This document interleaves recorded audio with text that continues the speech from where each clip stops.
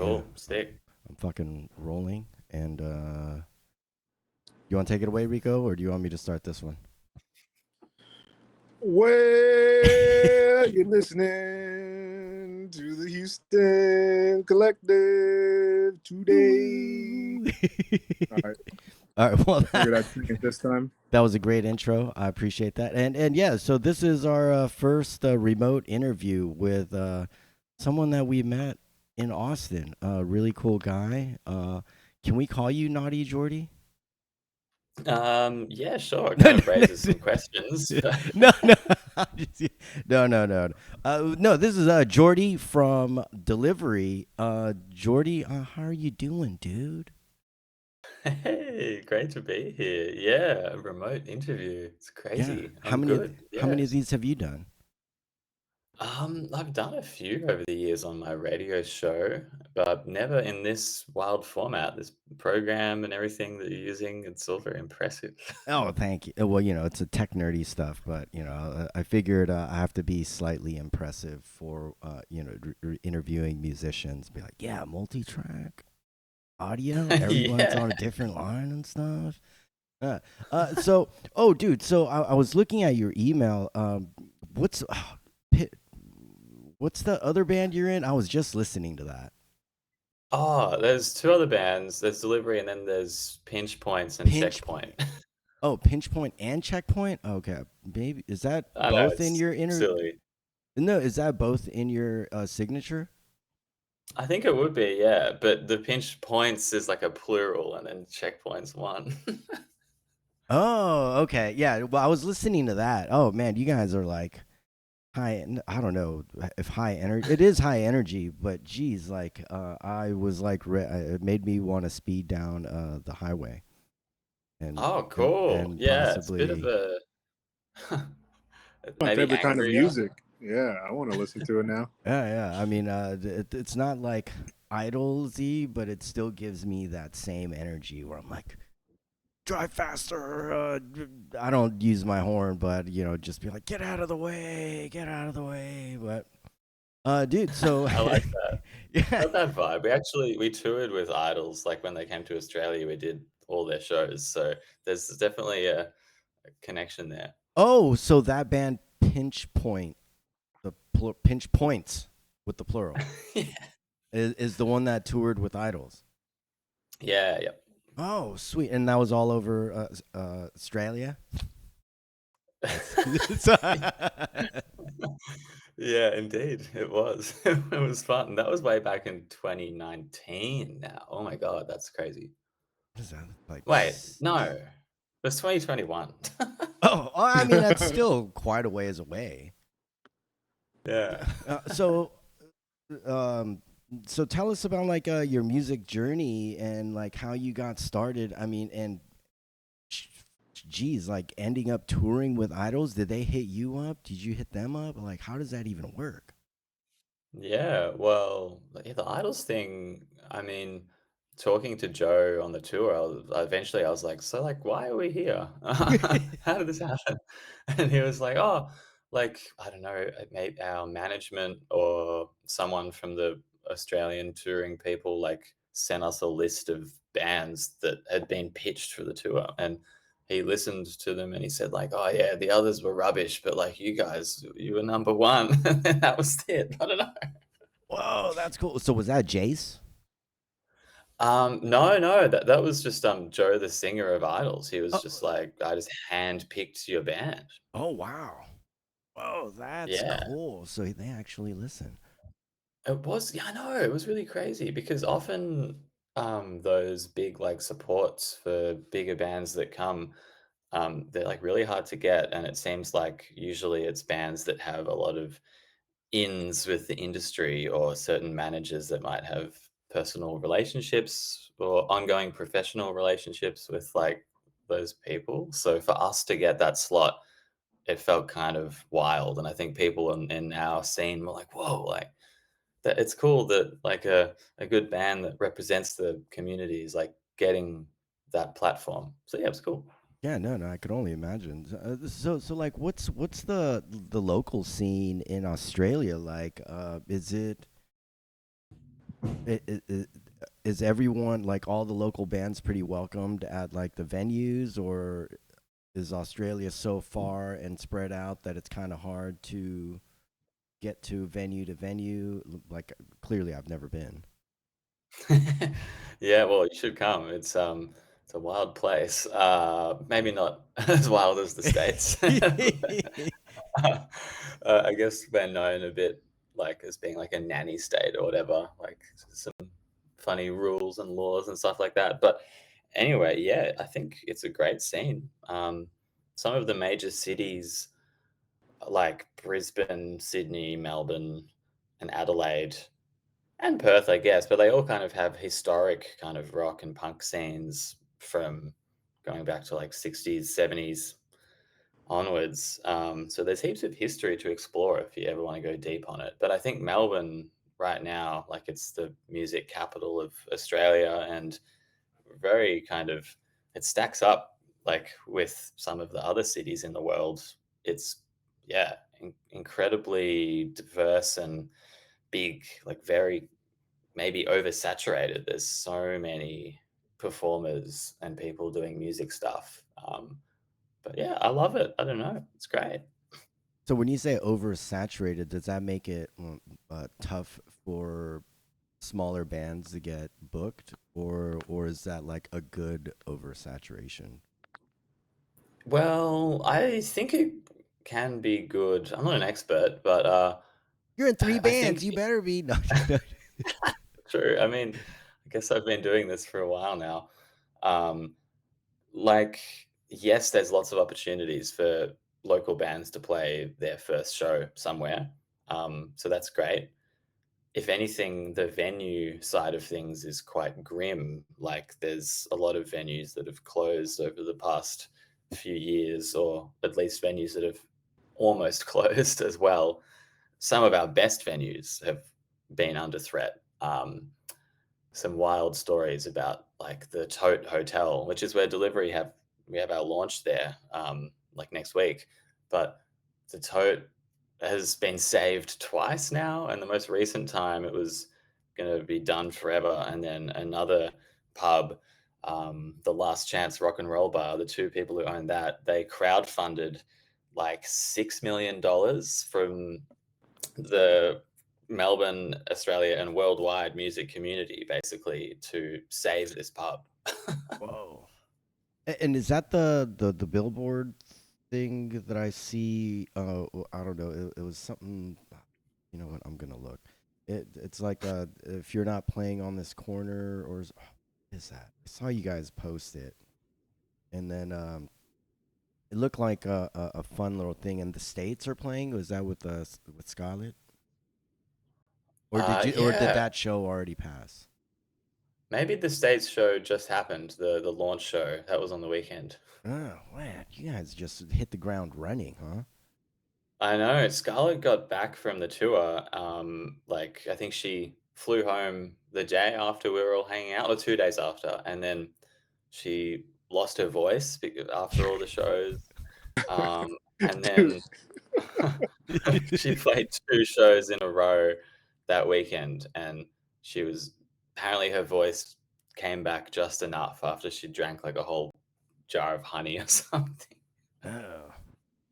Oh yeah, yeah, and then I was talking to Liam for a little bit, and then he said you guys were also playing like a small tour for a week or something like that after.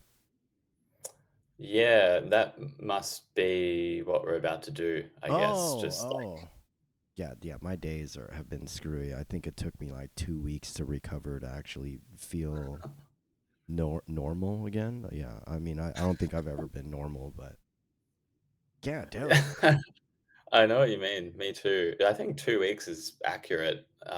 After that, I started to feel like, "Okay, regular Melbourne life, whatever that is kind of happening again." Um, yeah, South by was a crazy week. was definitely depressed a little bit when I came back. Going to Houston from Austin was a culture shock, even though I've been there all my life. So I can't imagine having to go on an airplane for what 14 hours to go back to Australia. Jeez. Yeah, Yeah, but you guys didn't even I go know. straight there, right? You guys went to LA first. Me and Liam had one night in LA, and we were pretty wrecked. We just got the bus around town and saw a few little things, but then it was time to get on the bus to go to the airport in rush hour traffic, which was a classic LA experience. So Yeah. yeah. Was that your first time in LA too? Apart from like a 6 hour layover with my mum when I was 11, she took me to Santa Monica Pier. So shout out to mum. Yeah, did you guys end up going to Roscoe's Chicken and Waffles? Oh no, Oh no, no, it's we totally didn't. cool. It's in like always in scary neighborhoods, and I think there was like a crazy shooting there recent. Not I don't know if it was recently. Like a rapper was out there toting his stuff, and then got like and Oh shit. yeah, He was temporarily shot, or yeah, it was what? What do you temporarily mean? shot, and yeah, I mean I don't know. Well, I don't. Yeah, yeah, and then he ended up unalived. Yeah, I Oh, didn't mean oh to. I didn't mean to be all grim about it. I was just. I was like, maybe I shouldn't tell them this story, but I was like, just be careful if Should you have guys do started eat with there. it before I started making jokes, man. I know we're still laughing about shit. it. Yeah. Ooh, no, no, I'm just kidding. Yeah. Wow. So when it comes to local shows, is it still Jace doing all the booking? Yeah, for delivery, I guess he's more like our manager, and we have Jimmy, who's our Australian booker, and he works for a small agency over here. So he kind of pulls the strings there. But I think for us, it's a bit of a shared thing, right? Like we're the ones who are suggesting what venues we might want to play for an album tour, working with Jimmy and Jace, and then we always book the support acts for the shows as well. Um, so it's kind of a hybrid process. So do you guys ever like bring in all? Because it seems like you and Scarlett have side. No, well, I don't know if the side project's the right word, but like the states and then pinch points, checkpoint. Like, do Yeah. all three of them ever play on a bill, and then you're just up there like for 4 hours just rocking the guitar? Yeah, oh my God, I'm sure it's happened in the past, but since I joined Delivery, Pinch Points have been not really playing shows. Our drummer moved to Brisbane, but Checkpoint and Delivery haven't played on the same bill, which is funny. It should happen. When before I joined Delivery, Pinch Points and Delivery played a lot of shows together. Like we kind of grew up in this exact same scene, and like I booked Delivery to play a Pinch Points tour around regional towns, and I also booked Delivery to play my 30th birthday last year before I joined the band. Oh, So that's kind of cool. So, yeah, so you guys are all like running around in like the same little circles, and then you're just like, hey, you want to come play this 3 day tour or whatever with us, or does it happen often? yeah, no, it happens a lot. I think there's a bunch of bands in our little circle that like another band called Eggy. They're great. They just released an album, and we've all been playing together for years now, and also working at each other's workplaces, whether it might be the radio station or the warehouse where I work and other spots. Like it's all just incredibly intertwined. Even though it is a really big city, it feels like the last few years there's been some of us who are, all around the age of like 27 to 35 or something, that age group, and we've all kind of come together a lot, and it's been great to see it all grow. Some of our friends and partners have gotten jobs like booking festivals and stuff like that, and yeah, I think it's a really cool thing to watch and be part of. Yeah, no, no, I can only imagine. I mean, I feel like it's starting to go on the uprise here in Houston. So it's cool to hear similar stories and experiences that everyone's having all over the place, and it's not just oh, we're just here by ourselves. But like yeah, hearing these stories from you, what across the pond, I guess, is okay. This is very endearing and being like, oh, okay, everyone's having the same similar struggles and all that fun stuff. Yeah, totally. Well, what's happening in Houston? Am I allowed to interview you? I don't know. Yeah, yeah, Well, I no, was of gonna course. You're a ask, radio guy too. yeah, you are, and thank you for doing that. Where you are, and where are you in Australia? Where can they Australia, listen to you? Melbourne. Is the Hell accent yeah. still there? Yeah, yeah, it's good. uh, uh, so wait. What's the radio station over? It's like 106 PBS. PBS 106.7, yeah. Yeah, there Memory we go. still works. So what's Good PBS? Is job. it public broadcast station also? It's actually progressive broadcast. Uh-oh, Oh we no. better end this interview. but weren't you guys saying that progressive is that it means a little different out there? Oh, yeah, true. It is different. Yeah, I mean, Um, no, no, please, let us remind us because I don't remember too much other than Going these into random politics. things. Well, no, I Oh, wouldn't say um, politics, but just like Australian culture versus because yeah, I remember having like a kind of a short, maybe long, I don't know, like oh that's weird. That's all I remember hearing. yeah. Well, wait. First of all, remind me what it means in the States. Leftists, I guess. Oh, you know what? That's what it was. Because you were saying leftist here is called something else there, but yeah, yeah, politics.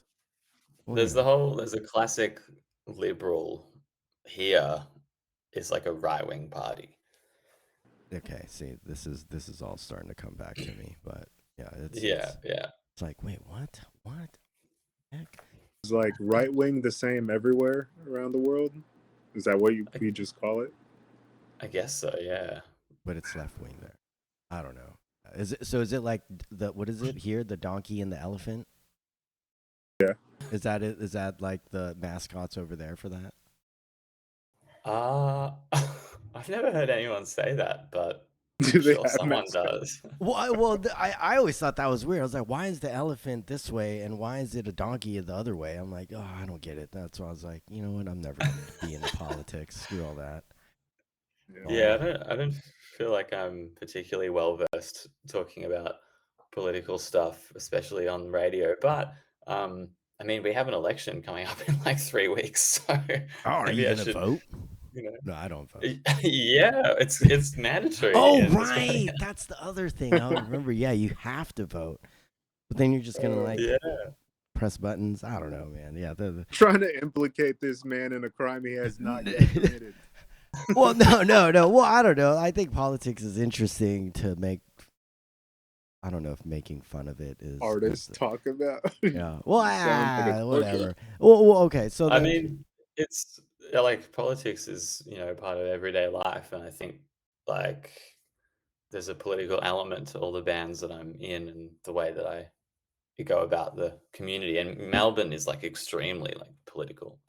really, oh, I would have But never the guessed. progressive term for PBS, it doesn't imply any political affiliation, but I guess like often progressive has got to be left wing, right? I don't know. I'm sure there's people who disagree, but like it just kind of means like pushing forward those kinds of Mm, classic things that are associated with progressive groups. I don't progressiveness. know. It's No, no, like no. You're totally um, good, dude. You can always tell me like to Our shut up, twisted Messiah. American mind, dude. Yeah. what's a way to operate like a progressive radio station? It's playing little heard artists. It's like pushing forward, like bringing up like spotlighting the diversity of Mm. local music and uh, existing in the community to kind of benefit it, like that kind of thing. Oh, dope. I mean, that's. I feel like that's KPFT in a nutshell, also. Hey, I didn't say it. Yeah. I mean, we were just talking about local radio stations. So, how did you end up in radio? Like, were you just like, hey, I want Mm. to be a DJ? Let me in. Huh. 3 to 5. Yeah, it's a good question, and I'm curious about your guys' answers as well. It was basically just I was at uni. This is like the story. Was at uni and I was studying music as well as philosophy, and I was doing jazz composition in at uni, and I didn't really feel like it was my scene. Um, it have you seen that movie Whiplash? Yeah, I love that movie. I've Kind of like Were you strangely accurate representation. Oh, so are people like a-holes? I mean, they seem to be all a-holes smoking cigarettes. Is Play it louder. Yeah. Like, there wasn't, like, the teacher abusing, like, you, but, um, the competitiveness, like, when I watched that movie, having already been to jazz school or whatever, it was kind of triggering, like, "Oh, shit, they're really capturing some of the competitive toxic elements of jazz school." But anyway, so I did that, um and yeah, this wasn't really my thing. I think it was just a bit too like individualistic kind of thing. And at that time, I was going out to more like punk shows and appreciating just the community element of that. And you get people up on stage who are playing their first gig or they've just picked up the guitar like 3 months ago and now they're rocking out. And it just really felt like welcoming and nice and all of those things. And so finished uni, then I went to Japan for 3 months because I also studied Japanese. Do you speak it still? At uni. Like, are I you can fluent in it? speak a little bit. Yeah, me too. I'm half I Japanese and I can't speak it, so well, it's a lifelong thing, to try and learn more Japanese. okay. Um, So it's so you hard, went to but Japan. yeah, went to Japan. When I came back from Japan, I was pretty good at Japanese, but I've since forgotten a lot of it, but I'm hoping it's back there somewhere.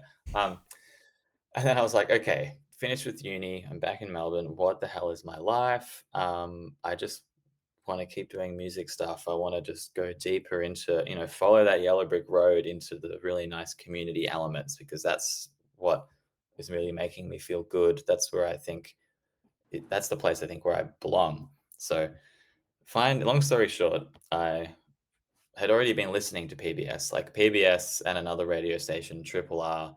They're pillars of the scene here. Like they are so intertwined in the community, the way that they support it and the scene supports them. It's yeah, awesome. So I started volunteering at PBS. I thought this is how I'm going to meet good people, and I was on the reception desk Tuesday mornings. Just whoever would come in, like big artists would come in and I'd be really nervous. I'm like, "Oh yeah, do you want me to make you a coffee?" I'm not really good at making coffee, but sure.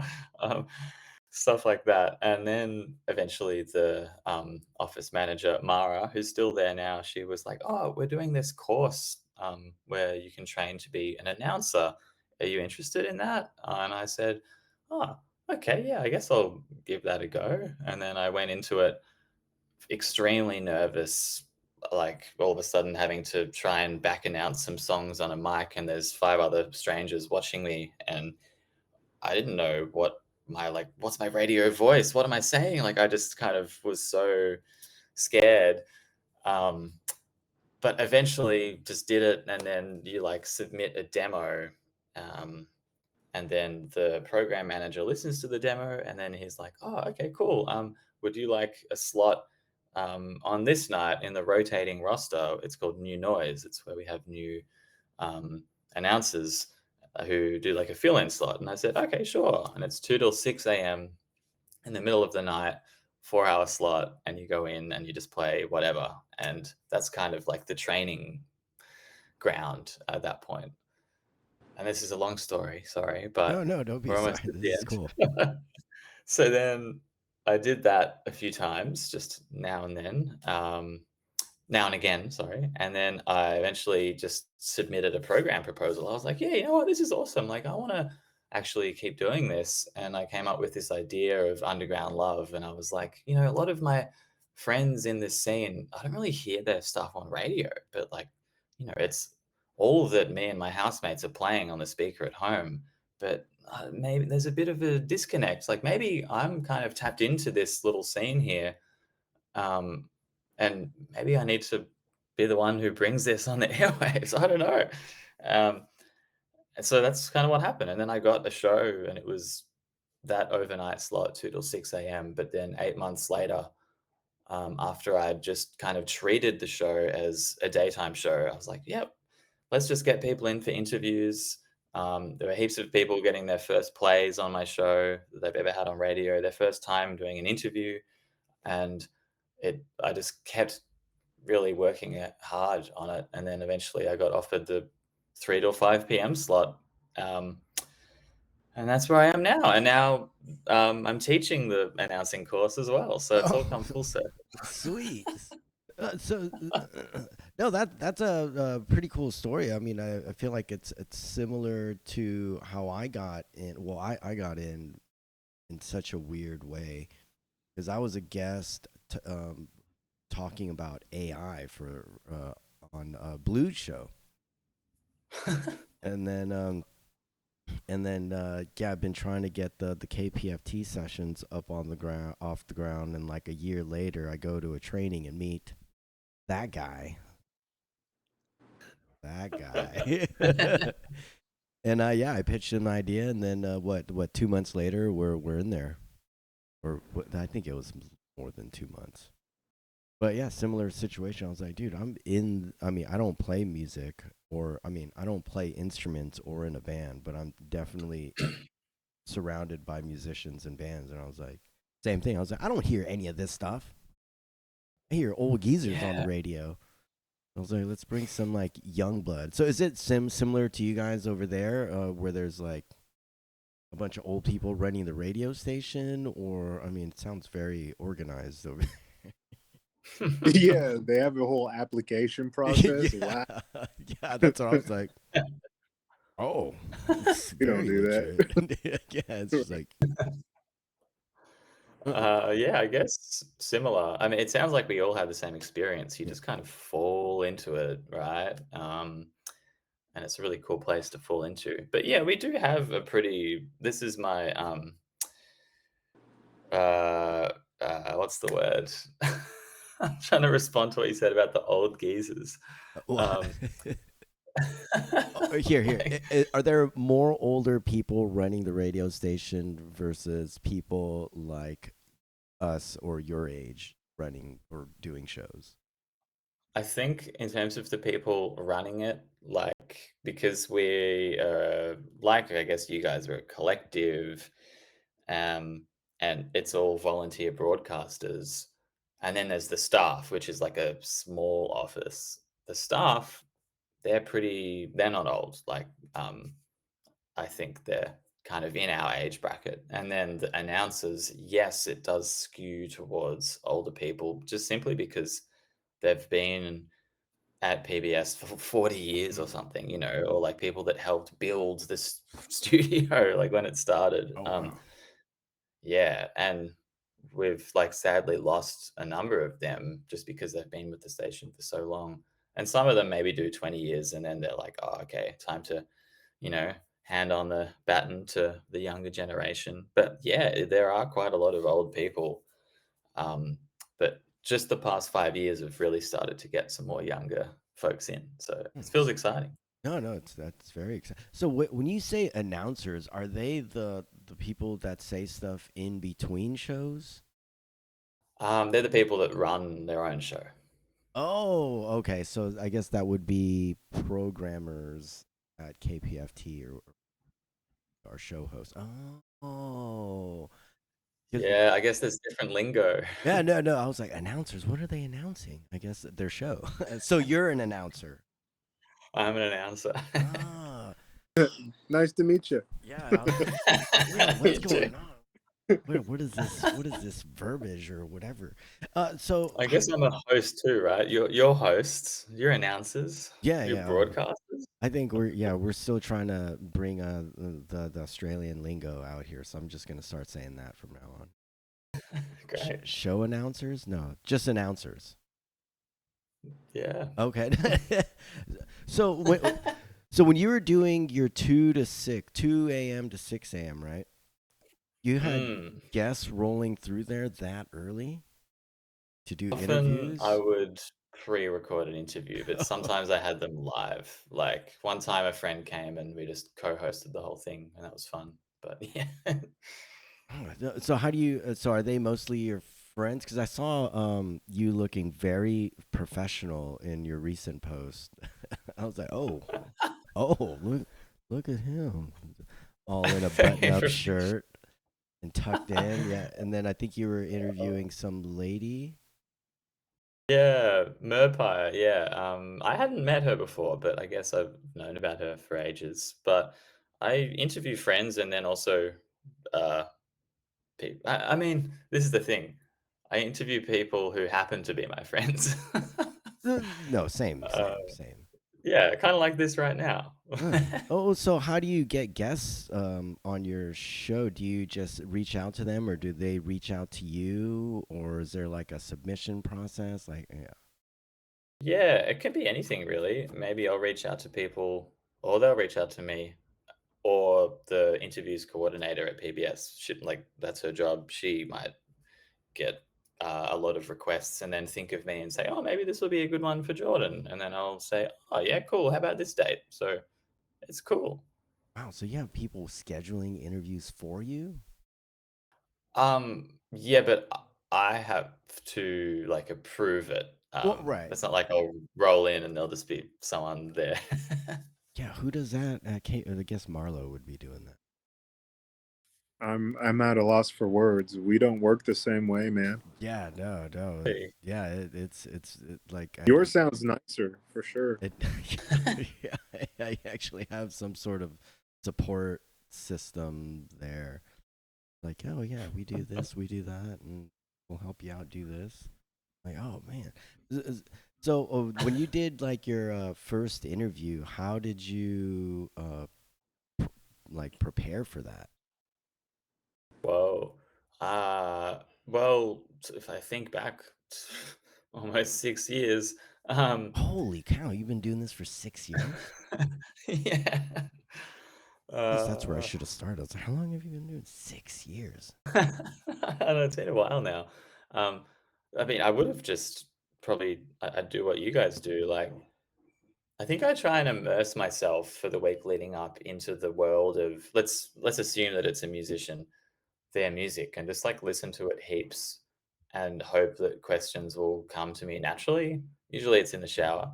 Um, but I'll also just do a pretty basic kind of, like, write down some facts and just put down, in the process of putting down questions, whether it might be the 100th time I've written the question, "So how was it recording this album with this person at this studio?" Like, just writing that might spur on some, like, other questions, I guess, but, I think probably the first interview was just a matter of survival and acting like I knew what I was talking about. Yeah, I would send you a link to my first one, but I'd be a little. Well, you know what? The first one I did was with a guy named Tom Fody, and like I was really good friends with him. So we were, and he is a chatty Cathy. So that was a bit Good. easier. Yeah. So do you give your guests like a time limit? Because you said you have a 4 hour time slot. Oh, it's a 2-hour slot now. The overnight slot for the first 8 months was 2 hour I thought 4 hours, sorry. Ooh, that must have been Um, rough. yeah, it was hectic. Drank lots of green tea.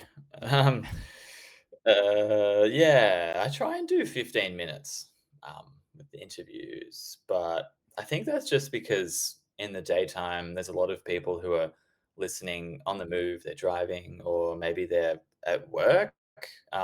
So I think it's good to have quite a lot of music happening because if I talk for half an hour, I don't know, maybe some people might tune out. Oh no! Well, 15 minutes. So then you're just like asking basic questions. They talk for 15 minutes. Like, all right, we're gonna play this song now. You can leave. Yeah, I guess, like, now that you say that, it is kind of crazy having just 15 minutes. I mean, The last interview I did the other day probably would have ended up being 25 minutes with like a live acoustic song in the middle. And that was just because we were having fun and I wasn't looking at the clock and it didn't feel like I needed to wrap it up. It just felt like a natural conversation. But there have been interviews I've done that have been 15 minutes and we've gone deep. And then all of a sudden, both of you kind of take a breath and it's like, all right, anyway, and then you're just laughing. It's like, well, thanks for coming in. Like, shit, what have we done? We've just gone so deep right now. But interview is over. Done. So like so when you go and do the show, do you have a set list in mind as far as like what tracks to play, or do you have like a CD wall like we do have for the KPF, and you're like, play this, play this. Yeah, well, it's fully up to you, I guess. Like, we still have a pretty big music library. Like, the photo that you sent me of that CD wall was awesome, and that's exactly what we have too. Um, and back in the day, people would come in a few hours before their show and put it together through all of that, all of the physical elements. But I mean, for me, it's kind of like throughout the week. As soon as I finish the show, then I give myself like one day not to think about it. And then from then on, I'm adding songs into my Google Doc. And usually the day before the show, it's just a big cram session to fully lay out the playlist. I know exactly what I'm playing. I've written notes about every song. I've even loaded them into the program I use, which is Mix, which is like a free program, kind of like Record Box or any of those like computery DJ things. They're all loaded in, and then I'll even look at what the transitions are between each song, and I'll mark a little like flag on the song where it's the outro, and I'm going to play the next song. So it's like fully mapped out. Um, and that's just this pretty crazy level of detail, but it's just because sometimes I'll be broadcasting and someone will come into the studio and just want to have a chat. And I'll be like, yeah, yeah, cool. How's it going? And we're talking. And then I look over to the laptop and I can see that little flag is coming and it's time to play the next song. And I'll just kind of be chatting to them like, yeah, yeah, and just press play on the next track, like multitasking. So yeah, it's pretty cool. No, no, no. That's super cool because I don't think. No, I've never done anything like that. Like, have you produced shows like that, Rico? Or I guess that would be blues something. Anyways, so how do you determine like how many do you play? You get all like OCD about it and be like, all right, after 5 songs, and then I'm gonna talk about each 5 of those songs and playlist. I'm like, It's kind of yeah, just, like 2 hours. I think that's crazy to me. yeah, it's kind of like just what the vibe is like.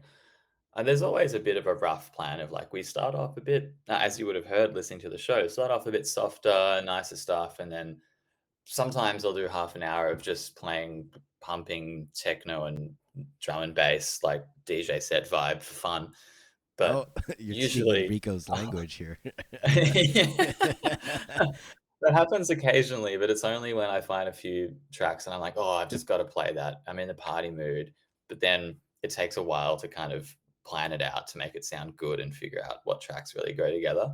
So, often I don't have time to do that. But otherwise, it just kinda gets heavier and faster, and then by the end, more people are starting to drive home from work, and I'm, like, playing pretty heavy kind of punk stuff to keep everyone energized. But I think in terms of a bracket of songs, like I'll play, it's usually 3 to 5, but it just depends. Like there'll be maybe the fifth song that has a 1 minute long fade out, and I'm like, all right, cool.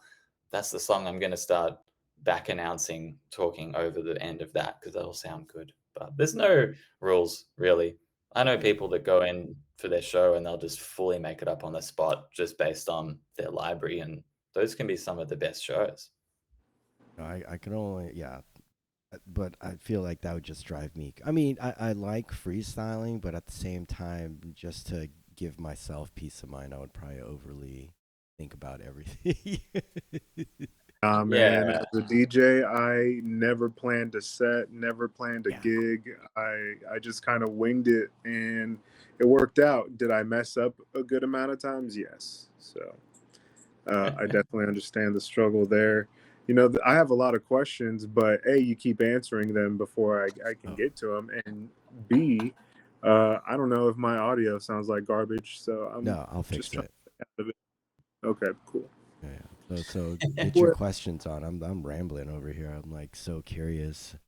Like so how do earlier you were talking about the scene and how you guys will kind of play in other projects. And I was thinking here in Houston, it almost seems like it's a necessity. If you want to survive, you have to play in multiple bands. But it sounds like over there, you guys kind of just do it for the fun and that's it. Yeah, it is just for the fun. So I can definitely answer that more, but I want to ask about Houston. Like, do people do that because that's their job and you will make more money playing live music if you're in more projects? uh so what I've noticed with the bands that I deal with, it seems like they have their original band and then to make money they're in like several cover bands. Like yeah, so there's like that's where the money maker is from what I've picked up is if you got to be in a cover band. Yeah, right. Is that same over there? I mean, nah, like You're like, that no. seems like a bit of I think it's a bit of an American thing, right? Like say I roll into Memphis or whatever, like one of those music places. I'm kind of expecting that I'll go down that strip and I'll go into any number of bars and there's going to be like a band playing and it like most likely could be a cover band. Is that not right? Or It's not well, I've never been to Memphis, but here maybe in that's bad. well, yeah, like here in Houston, I feel like the original music is like the underground scene.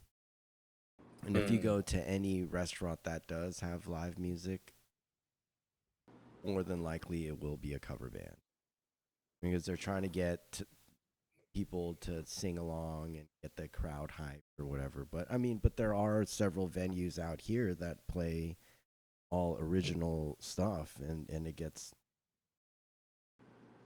packed and sometimes it doesn't. Yeah, mm. yeah, the scene out here is like the heavy punk scene or the metal scene or country. Surprise, surprise. Yeah, cool. Yeah, yeah. So you guys don't do Uh, like a lot of covers out there? well, I think it's hard for me to exactly pinpoint what the difference is, but it is really fascinating. I think what it is I'm just not part of any kind of cover band scene. I don't know. I don't even know if there is a cover band thing. Like, I think there are just people that play covers, but who are they? I don't know. Oh yeah. I mean, I guess as a musician, you're well. I also hear a lot of people being like, "Why are you playing covers? Like, play your own stuff. Like, you're already a good musician. Just play your own stuff." But I've Yeah. seen people here that's just like playing 2, 3 gigs a day, 7 6 5 6 7 days a week, and it's all like cover stuff. Yeah, interesting. I reckon there's got to be something about Melbourne that's different because a lot of people would rather just play their own stuff, even if they've just started writing songs and they're not even particularly confident like songwriters. It's just there's such an encouraging community here where like if you want to get into music, it's just like, yeah, cool, start jamming, start just doing stuff, like hop in, like jump off the into the deep end rather than starting just doing covers. But I'm trying to pinpoint it. It's really Yeah. interesting. It's like kind of like a lifestyle as well, right? Like playing original music in our scene, it's kind of like you get in through what that community and the lifestyle is, whether it's living in certain areas or like what you're like studying, what your interests are, how you're aligned politically. It's kind or like what pubs or bars you'll hang out at. Do you know what I mean? It's kind of like this all encompassing kind of thing. Whereas and music is just one part of it. There might be people who are just in the scene and photography is their thing and they want to make scenes and document like everything that goes on. Like it's really rich and diverse in terms of the different mediums. But maybe someone listening to this right now who plays in cover bands is going to kill me. But I don't think there's the same kind of scene or community around cover bands, at least here. It's just kind of people that maybe went to uni, went to jazz school, and now they really want to earn a living playing in wedding bands or whatever. And that's something that they do there. But it's completely detached from what our music community is here and the way that I experience it. Yeah, no one's gonna shoot you. I'm pretty sure. I mean, it's probably, yeah, like I said, it's probably just like a money grab. Cause Tom Pody, he used to just the first guy that's done the KPFT sessions and the Long River sessions. He The only gigs he would get booked for is to do covers. I mean, he has like he's Italian dude, so everyone made him sing like Frank Sinatra and stuff like that, and Fly Me to the Moon, and they loved it. But then the second he plays any original, they're just like, all right, let's go to the bar. 2 shots, 2 beers. And then the second he sings like a familiar song, they're like, oh yeah, Sweet Caroline. And I've seen it. And it's just Yeah. like, oh man, that kinda sucks. No one cares about his original stuff, but the second he sings a cover. Like Damn. yeah, yeah. And so like so anytime he had an itch for doing any originals, I was like, I'll film you. Come on, just hang out. I don't know what like where I'd put it, but I'll just do all originals or throw on showcases. They're Yeah. like no covers. You're not allowed to do covers, or not necessarily in that kind of attitude, but just like, dude, man, enjoy yourself. Put your heart out there. That's Speaking of super. which, would you Oh, ever God. get back to jazz? Uh, I'm a bit scared of it.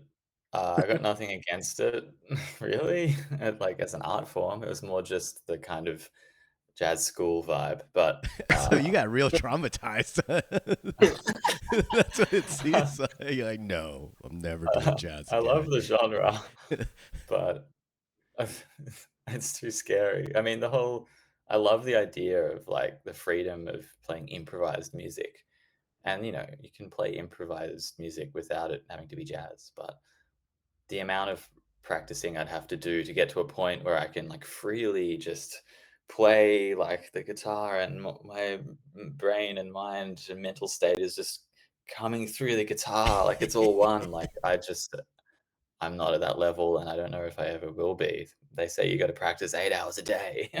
Oh man, like and have your fingers bleed from playing drums all or so I would assume you played guitar. Yeah, I'm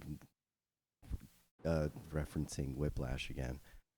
So I would assume you're playing guitar when you're jazzing it up. I was actually in the composition stream, so I didn't have an instrument, Oh, which made me a bit of a rogue unit because most there were like 6 of us, and then the rest were like the performers. So I was unpopular from the beginning. wow, damn. So you're just getting hated on left and right. Huh? So you're like, screw this, never doing Yeah, jazz yeah. again. Yeah, there's like people that used to just not necessarily be mean to me, but just fully ignore me and not give me the time of day. Like I really felt like I don't know, like a fish out of water there. And then nowadays, like I'll bump into them out and about. They're like, "Hey, man, like, how you going? Like, how's like radio? Like, were you just on tour?" I'm like, "Yeah, yeah." Like, I remember when you used to think I was fucking just a little boy, didn't know anything. Wow, no, that's funny. So do they go on tour and be on the radio? or are they I don't know, just play? probably. Oh, so you're like, I'm Maybe. not Nah. No, I think they'd all just play in bands, which is great, you know? yeah, jazz Um, bands in the same pubs. 'Cause I feel like that's maybe. what jazz people they just stick to. Well, at least that's what I've There's what's that one club that Blue's always talking about? That's just like jazz nights there, and it's same rotating. Echoes. Is it Echoes? There might have been. I don't know. Whatever. But yeah, it's like a Probably shouldn't jazz have said. hangout. Oh, cool. Yeah, even at 1810 where we filmed the Long River Session stuff, there's a Thursday night jazz night, and all they do is just Oh, like sick.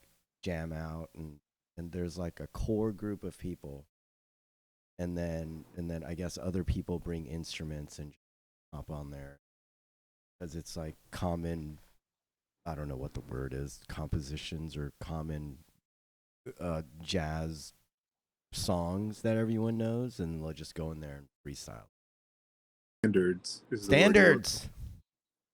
Is that Yeah. yeah? That is, okay. I was like, but once again, I think at that point they're still covers in a sense, right? True. I guess, yeah, but just like your own interpretation of it. Like the instrumentation could Mm. be very different, and there's often improvised moments where it's just like, all you, baby. Yeah. Let's go. And even though I have been shitting on like jazz school a little bit, I think like nights like that, venues and communities and people who organize that stuff, that's super important and great. And there'd be so many people going to that venue there who would be having a great time and finding their crew and Yeah. developing so much as musicians. So that's super cool. Well, when you guys come back to Houston, that's where you guys will be playing too. If you guys make that stop. Yeah, we can host our own improvised Oh well, rock no, and I'm roll not night. asking you guys play jazz. If delivery wants to play there. That's no. After this conversation, I don't think I would be like, George, you want to play some jazz now? Like, no, for. get out of No one Right. wants to here. hear me do that. No, no, no. I will not. I will now. I know. So, have you ever interviewed Liam on your show? No, I haven't. I've probably interviewed the others. Yeah, in fact, I have for different reasons, but I haven't interviewed Liam yet. I should. Yeah, you should. He's a Know super when you cool. do. Yeah. I will. Are you interviewing anyone else soon that you're excited about? Uh, yeah. We just filmed. uh, I think Rico forgot. We're interviewing this guy Jay from a band called Almost a Cow. The only Oh, Asian that Yeah, you've like ever filmed other than Nika. Yeah. He's a Korean dude. This dude shreds like 90s. He calls himself the 90s band with, or either says it sounds like a 90s band or an anime intro. Like that's like the kind of shredding he does. And like it's super dope. I enjoyed it. And I think we're, sick. and then Juan too. You remember Juan? Oh, Yeah, yeah, yeah. yeah, cool. Yeah, Juan's there. I'm probably gonna bug Liam and everybody else because I think I have enough room for like at least 3 other screens on there. Do you guys all live close to each other? Me and Liam live really close to each other on the west side, and then the others are kind of like north side. Most of the music people live north side, but west is the best in my opinion. Of course. Well, yeah. What We're in about this. you guys? Uh, dude, Houston. What's the saying in Houston? It takes an hour to get to Houston to Houston. But yeah, pretty much. Also, yeah. H Town till you drown. Whoa, What's that? What did I you? like that. Yeah, no. I'm about an hour away from Blue. And then I'm about 30 or 40 minutes away from Rico. That's fun. Right, Yeah, that's yeah. close. Is that close? How close is you guys? What the? No, I'm Don't. Oh saying no, like a 20-minute drive is the fastest I think you can get anywhere Get in Houston. anywhere, yeah. You can't get anywhere without driving 20 minutes. Right. Or Okay. anywhere fun. Maybe. Yeah. Somewhat similar to Melbourne for sure. Yeah, what's the scene? Is it like hilly? Is it flat over there? It's pretty flat compared to Sydney, at least. Yeah, like it's like nice and grid like. I know Americans like grids, which is great. It's idiot proof. That's really it. Is. Yeah, it's pretty sick. Like especially if you're riding a bike, in terms of it being flat and like just knowing kind of where you're going. Whereas Sydney, most beautiful city ever, but, like, holy shit, what is going on with those roads? There's so many hills and, like, roads just going everywhere. It's like, "What?"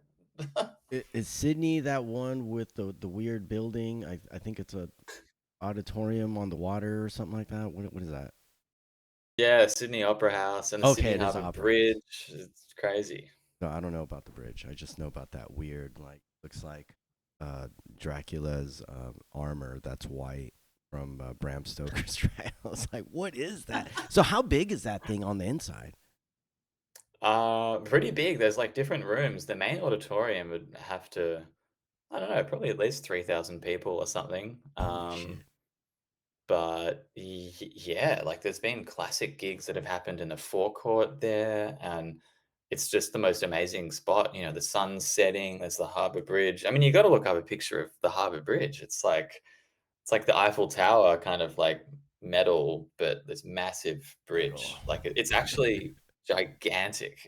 Really? I mean, it looks huge in all the pictures because every time I see it, I was like, "Oh, that's not too big," and then you're like, "Holy shit, dude! That's a boat right there. It's tiny." Yeah. Yeah.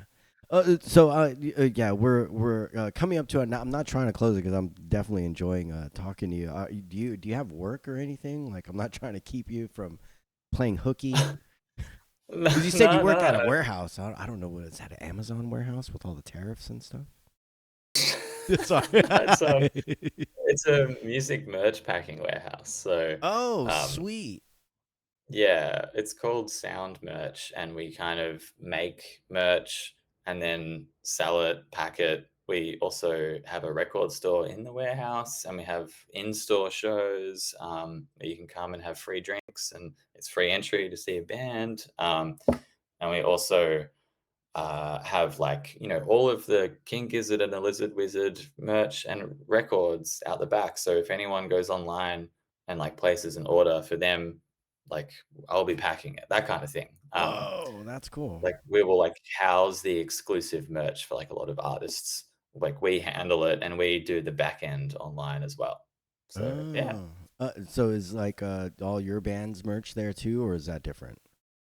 No, I've always done my bands just myself, just because I don't know. Some local smaller bands kind of do it, but it costs money. Like I think if you have the time and the resources to just Oh. do it at home, Well, I then mean, um, shit, you said King Gizzard and the Lizard Wizard or whatever.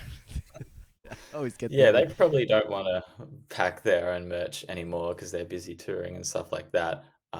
But actually, I used to work at another warehouse, um, and the postman there he put me on his like online team, which means that I get very cheap postage around the world through Ozpost because he is on like band 5 savings. I don't think I'm allowed to be on it. He just put me on it because he's really nice.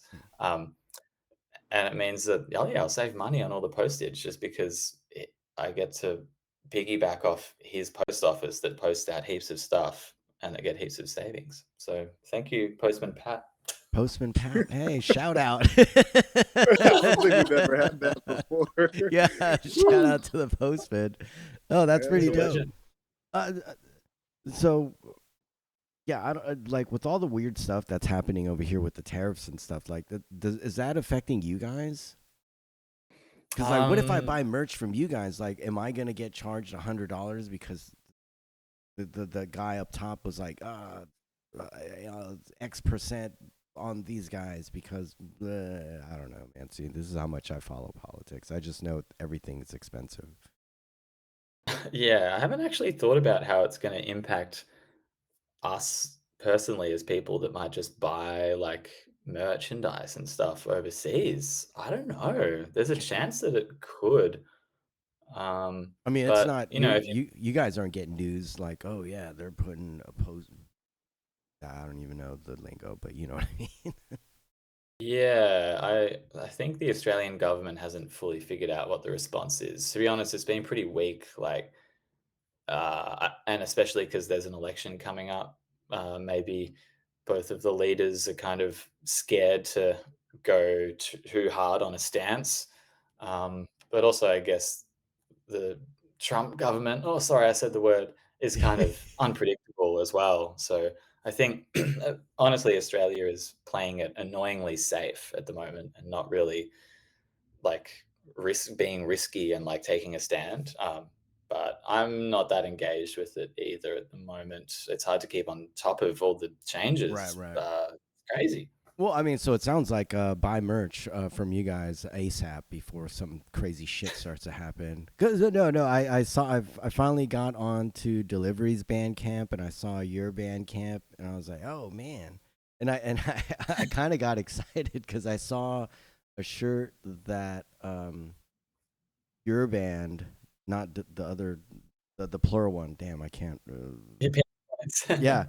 and I saw all you guys wearing the same shirt, and I got excited because I was like, "Is that the shirt with all you guys wearing the shirt?" So it's be like super meta. But I was like, "Oh no, it's the shirt that they're wearing that I'd be buying." Because I was like, "Ooh, I want Jordy on my shirt."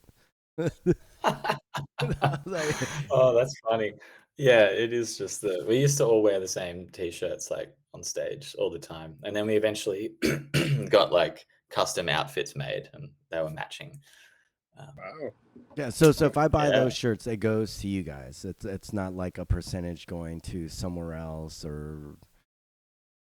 Yeah, yeah, for sure, and, I'm not saying that I do this in case I get in legal trouble, but something that you can do is that you can just send something as a gift, and therefore you kind of avoid a lot of those kind of things. Like sometimes you get an email from someone in Europe and they've bought like $200 worth of records, and they'll say, "Can you please put this through as a gift so I don't get charged like import tax duties and stuff like that." So Oh, there's some I never sneaky even. ways around some of these costs. Maybe I'll research that before I post this. I don't want to get you in trouble. I don't know. I mean, I Yeah, guess you at can this totally point. discuss that if you want. I'm not saying anyone should do that. I'm just saying that some of these things exist. Yeah, no. I honestly, I didn't even think about any of that. I was just like, well, as long as you're getting all the money, I mean, I don't care how much it is. Because and then Well, yeah. I didn't realize what Beck's shorts was also on deliveries thing. I was like, ooh, I thought that was just custom. Oh, yeah, The little yeah. Oh my short blue gosh. shorts. Oh, we should have given you some. Like, we had a few that we'd taken over, and they're like little merch items. Shit. Need If my you underwear and you didn't. You Well, I didn't give me asked. shorts. Well, I asked, but I think by the time I asked, I guess all your merch was gone or something like that because it was later on in the week. And That's true, maybe it was all gone. But if you want some shorts, get in touch because we can organize something. oh, dude, I'll just. I mean, it's on Bandcamp. We'll It's put our easy. hairy ass cheeks together and send you a little something. Perfect, yeah. Mine's not hairy, but you'll know which one's mine, I guess, at that point. Yeah. Oh, so wait, Yeah. real quick. Has anyone said anything about your tattoos? Or do Oh, you hide it? You're like, oh shit. I guess it Yeah. isn't usually that visible. No one's really said anything. Oh, really? Well, I mean, if you would have got the three rabbits, someone would have. Because no one Uh, noticed my tattoo until I got the three rabbits above it, and they're like, "Are those rabbits?" Yeah, there's three of them. I was thinking about how that works. Like, is it two guys on the back and then one chick in the front, or what's going on with these rabbits? I don't know. I think they're all Yeah, non-binary or I don't know. Sorry. All right, yeah. they're Sorry. making it work. Yeah. They're definitely all in there. Yeah, yeah, there are well, one of them one, yeah, one of them's not in there. Two of them are definitely in there. Sorry.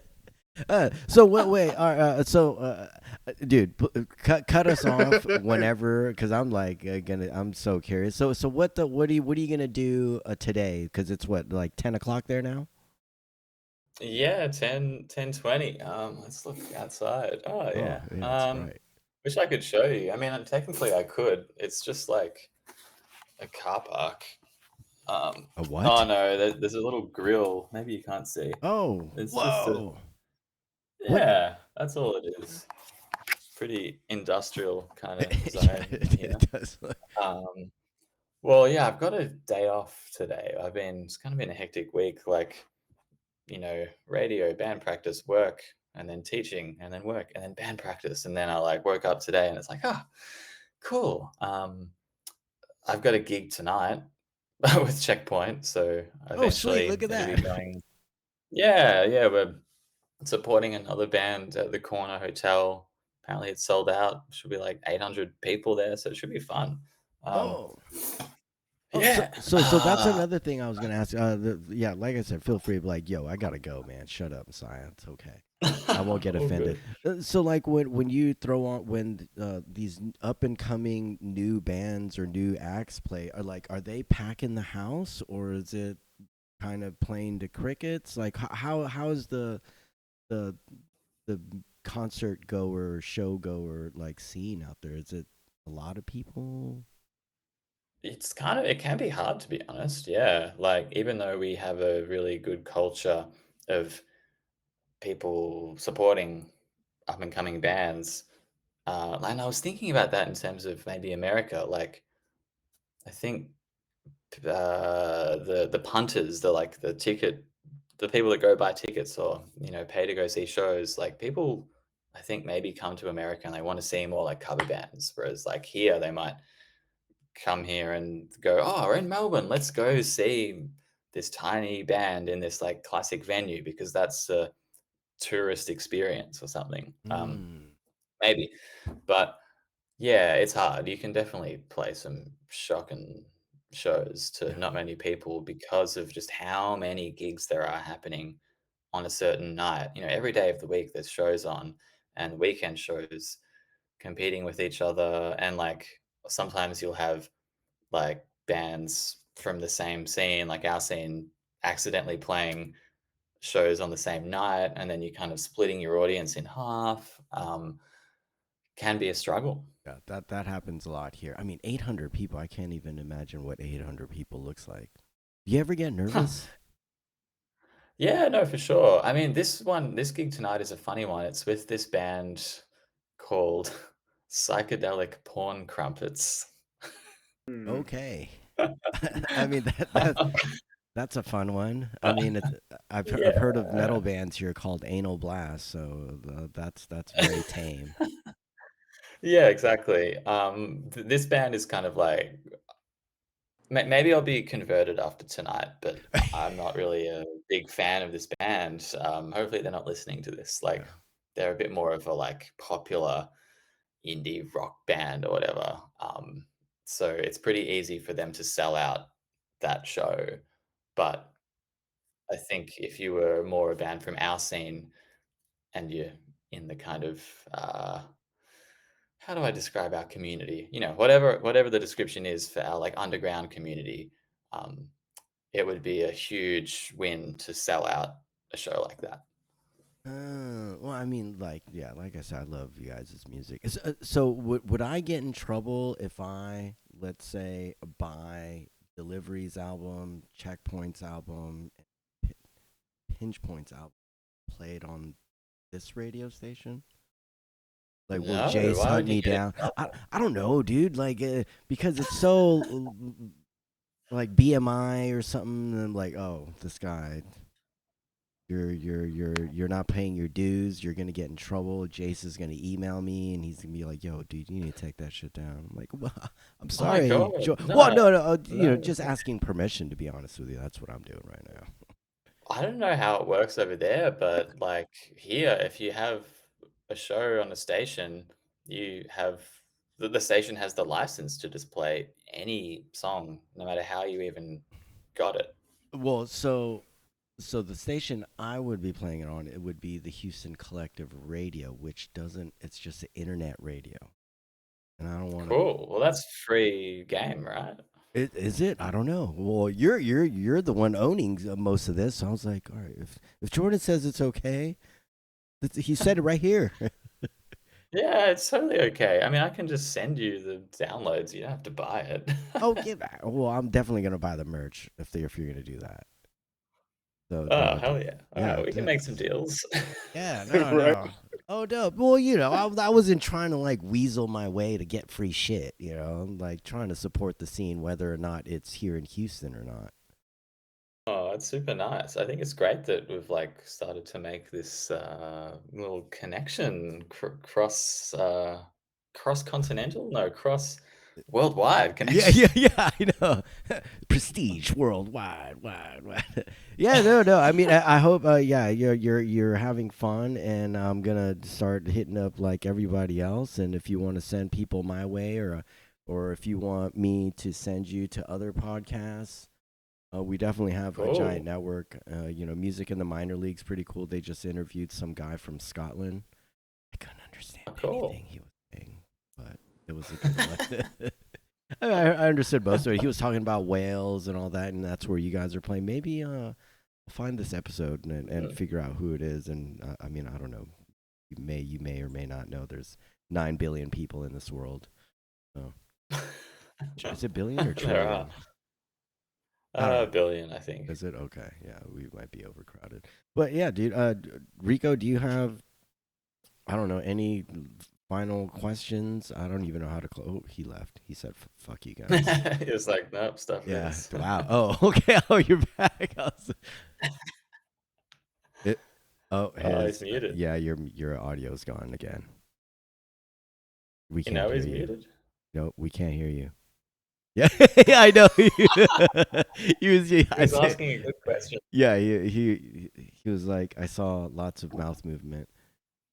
What are you Damn. figuring it out? Here, just interrupt. Hello. Oh, there he is. Okay, what were you gonna say? Oh, I Wait. was saying I missed picking up my medication one time from the pharmacy, and now they won't stop calling me. And they just called me now and interrupted my whole thing. So Oh, Oh, shit. that's what yeah, it was. I was like, and they called right at the perfect time. right. So it was just like, you want me to pick up my medication? Not if I don't punch my phone first. I was like, damn, fuck, just hang up on us. Fine, don't say bye. Fuck off. Well, Jordy, do you have any recommendations for us here in the States on good local Australian bands that we can obsess over? And I'll stalk them on the internet Whoa. and be like, Jordan said hit you up. It's his fault that I'm bugging you now. Ooh, so like newer bands? Whatever. Newer or classic local bands or even shit, your friends. I mean, I've been listening to the States. I've been blasting Cool. Delivery. Now I'm gonna be listening to. God damn it! I can't pin. Good point. I'm sorry. Pinch Pinch points. points. I'm sorry. I'm sorry. I'm sorry. I'm being an asshole. Yeah. No. No. I've been No, jamming you're you guys not. a lot. Sick. Well, Hmm. listen to Checkpoint as well. That's like a really fun album. Who else? I mean, like the friends that I mentioned called Eggy. Check Eggy. them out. Yeah, that's a fun word. Yeah. Did Yeah, it is a fun word. uh If you want to get real rockin', there's another band called Clam, which is like the word clam, but with two M's. Eggy? Okay, I see you're following them. Also, I'm following them. Clam with two M's. Sorry, I'm like following them now because I'm Yeah. definitely gonna freaking No, forget. good. They're like kind of pretty heavy and post-punky rocky, and they've got a new album coming out soon. Clam stew, clam XO. Clam XO. Okay, There you who's? go. Oh, I guess Stu would be a guy in the band, huh? Spelled STE. I don't know who Clam Stew is. Well, you're also following Cal. I don't know. Anyways, okay, so those three: Clam, Eggy, and Yeah, and what was the other one I I said? think it's your other band, Oh, Checkpoint. maybe just my other band, Checkpoint. Yeah, and then, um, the one I always recommend, a band that maybe hasn't played a show in, like, a year or so, they're called Cable Ties. Cable Ties. Yeah, they're kinda like the heroes of the community that we're in now in terms of, like, breaking new ground early on and people being inspired by them. And their bassist mentored me quite a lot Oh, when I would sweet. be like asking a million questions about how to figure out the scene and the industry and stuff. And they're like similar to Pinch Points, I'd say, very like political, punk, bit jammy, big sound. Love them. Punk, yeah, yeah. The stuff to speed on the highways too. I love that sort of stuff. Well, shit, dude. Fuck yeah. If you have, do you have any final words before I cut the recording and probably keep bugging you for like another 10 minutes off air? Yeah, I was going to ask what you guys are going to do tonight. I'm actually gonna be editing Razo Rodriguez and Rooftop Boxer. Uh, Damn, all right. yeah, yeah. No, we did three before we left Austin, and then we did three more when we came back, which was last Sunday, and then I'll probably be editing that. And I might have to like develop some website or something like that. Just work in essentially. Yeah. What are you doing, Wow, Rico? that's a busy I'm not day. doing much, man. I'm just gonna hang out, and I don't know. I already worked today, so I don't really have much to do. I just came to hang out with Jordy, you know. Don't say you're gonna play Oh, video games because I might just skip all that work and play video games with them. well, that sounds great. Are you a gamer Thank you for too? hanging out. Oh, no worries. Yeah, um, Ooh, Ooh. when I Sorry. have What do you time, play? Wait, what? it's a constant struggle. Like, I find that I don't really have that much time to put towards like sinking my teeth into stuff. But Oh, to be honest, the last while I've just been sucked into like RPG like stuff. Like I last year finished like Elden Ring, and then I was like, all right, let's play Dark Souls 3, let's play number one, then two, oh and like I played all God. them. Um, You're into all and those then asshole games. Fuck those the games. arsehole games, that's That's how right. I And feel. then like, yeah, I got back and I started playing that Death Stranding game. Do you know that one? yeah, I definitely do. You got to build Where those you, highways, man. You got to build those. yeah, like walking simulator, building highways. But I was craving that kind of game, and I guess I only play games by Japanese auteurs now. I don't know. Wait, what? Japanese? Well, Well, shit. Where you're gonna Hideo have to get Kojima on. for yeah Oh, that guy. That's who made that. Oh, well, for Metal Death Gear. Stranding, Well, yeah, right. yeah. Yeah. If you ever get on Path of Exile 2, we're Whoa, nerds. what the hell's that? It's like Diablo kind of game. If you're, yeah, you're kind of Sick. mindless. You just hit attack and do other shit, and you're like, okay, cool. Well, then let's. And then I'll say every once in a while, smoke. Be right back. Bio break. Be right back. But, That sounds awesome. I love that. oh yeah, no, no. We'll come kick it digitally because that's all we can do for now. And yeah, tell Liam to hit me up, or I'll hit him up, and we'll get back on this thing. And dude, I would love to have you back and catch up again because I will never forget. Hell yeah. We need to hang out more often, not in person Oh quite yeah, yet. And maybe I'll get yeah. And I'll Jason hit you on. up too, Jordy. I'll hit you up too about maybe getting a show on terrestrial radio down here. I just need Sick. your email, but we'll get that off the interview. Cool. Yeah, Yeah. oh, I love it. Thank you. You Yeah. guys are the best. Thanks for having me. It's been good to hang, and we definitely will hang again in person one day. I know Yeah. it will happen. Yeah, it'll be just as crazy, if not more, because we'll be on hometown turf. But anyways. So, Well, yes, this has been the Houston Collective Radio. The out of towners segment, I guess. I guess that's what I'm gonna fucking call it. I don't know, but yeah, that was Jordy from Delivery, Pinch Points, Checkpoint, PBS Radio, Underground Love, 106.7 FM. Yeah, Yeah, I got it right. Yeah, Yeah. nice. yeah, well, nice work. well, shit. Wait, hold on. Real last thing before I stop the recording. Can you do a station ID drop for us? Yeah, I think I attempted a really bad one last Oh time, but man, yeah, I forgot It's about. okay. Just say you're a badass dude. You're Jordan Oakley, Houston Collective Radio, and then I'll fucking hit the end recording. all right, cool. I'll do it right now. Hey, you're listening to Houston Collective Radio. This is Jordan from Delivery. Rock on.